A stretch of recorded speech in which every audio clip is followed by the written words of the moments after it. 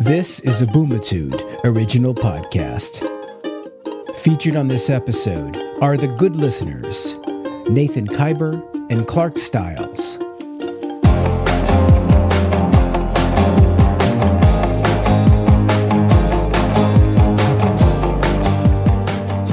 Hi, I'm Clark. My first sort of true impetus to grab an instrument and figure this music thing out was I saw a Aerosmith cover Come Together, obviously the Beatles song, and it was in a weird Bee Gees, Sgt. Pepper's made-for-TV movie or something in the mid-'70s or something. It was really amazing, but Aerosmith had this black eyeliner and they looked like evil Sinisters, and they were playing Come Together, which is one of the more dark Beatles songs, but it was just I think it was badass, and for some reason I was just as a young 7-year-old boy, I was oh my god, I want to do this. It was so amazing, I'm Nathan, and I won a talent show at my grade school singing John Denver's Country Roads a cappella, and I won a ribbon and they called it a Charlie Chimp. And it was a chimpanzee that you put batteries in, and he clapped the cymbals together, and that was the impetus right there. I said I want more chimp toys and want more ribbons. Ultimately, spend some night in a rocking boat, the chimp-filled life in a head-gone chemical, away from you. Counting fish in a bucking stone.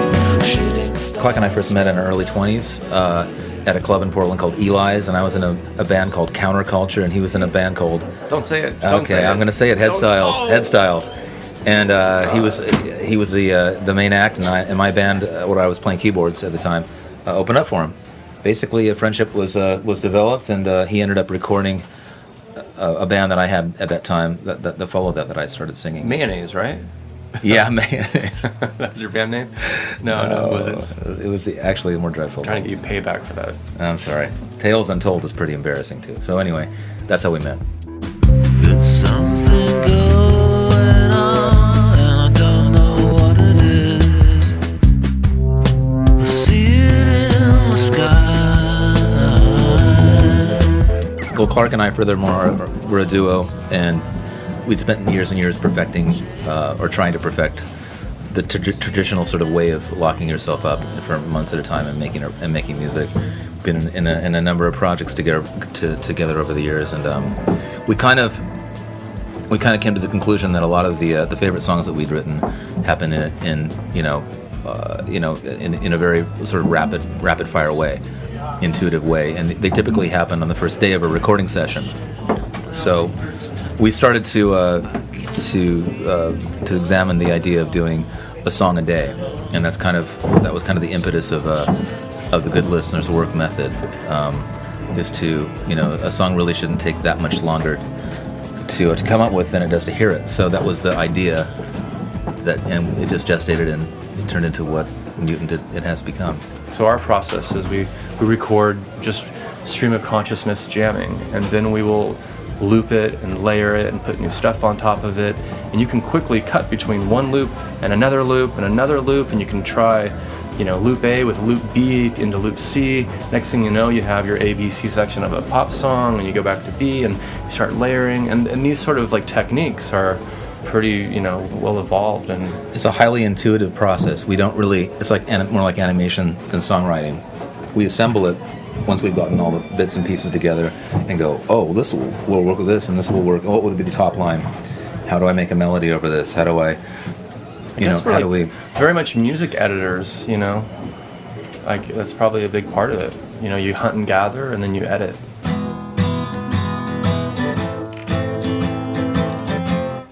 Well, there's a lot of influences. The sort of the obvious one probably is the Beatles. We're both huge fans of the Beatles, and a lot of '60s pop in general. The Kinks and such. But we also have a huge penchant for '80s synth pop, English synth pop, and a lot of that. For me, I was fixated on Japan. The David Sylvian band from the late '70s and Roxy Music and stuff like that.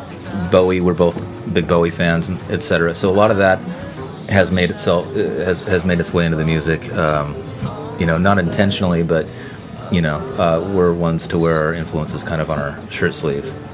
What would you say? Yeah, I mean, Some good to name influences some there. influences, the most recent being maybe like a band like Animal Collective or Radiohead, where they're definitely like really amazing. There's really amazing artistry in these bands. I think a little less, I think we've kind of hit a bit of a wall with recorded music because, we're sort of now repeating ourselves. I think we've been repeating ourselves with recorded music since probably about 91, maybe. That'd be my guess.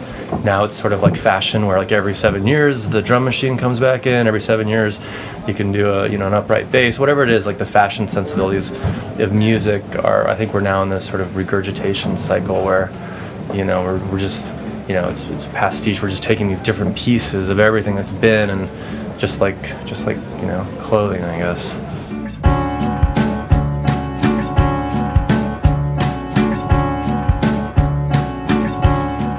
In the pursuit of like finding the good listener's path, we made our first record. It was called Ojai because we recorded it in a town called Ojai, and we did our method of a song a day. We did it for 10 days. So that album is 10 songs in 10 days. We went and made our second record called Crane Point Lodge, which was up in the Adirondacks at a lodge called Crane Point Lodge. And we were there for 30 days, and we took the process and modified it a bit. We did 15 songs in 15 days, and then we had 15 days to go back over it all. And it was sort of like the same discipline. And when we sort of trying to figure out what we want to do for our third record, we sort of had just sort of a cursory conversation about like what happened, where we're going, what we want to do, and we came to the instant realization that like our favorite songs from both records were the first day, because you go, it's new, it's exciting, you set up your studio, and it's very, it's inspirational.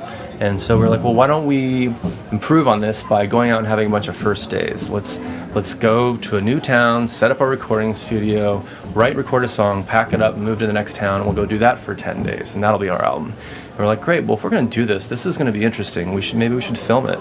And so we decided to make a documentary about this road trip of 10 songs in 10 days across the country, and we decided to meet local musicians and bring them into the process. We felt that would help give the film a little bit of dimension. And our first collaborator, Bingo Ritchie, on the trip, he was telling us about the name of a record he wanted to make called Don't Quit Your Daydream. Don't Give Up Your Daydream. He'd already actually done it. Oh, it was going to give up, Don't Give Up Your Daydream. And we were just like, that is the best title ever. And when we were finishing the film, we were just like trying to figure out what to call it, and we kept going back to that. We're like, but it's Bingo's. And this is a testament to how amazing Bingo is. Nathan called him up and was like, do you mind if we use that title? And he's like, of course not, go for it, it's all yours, good luck. And it's just been great, because it really sort of sums up, what Nathan and I are trying to do. And I think hopefully it speaks to like what most musicians are trying to do. It's like, it's the dream, is to play music.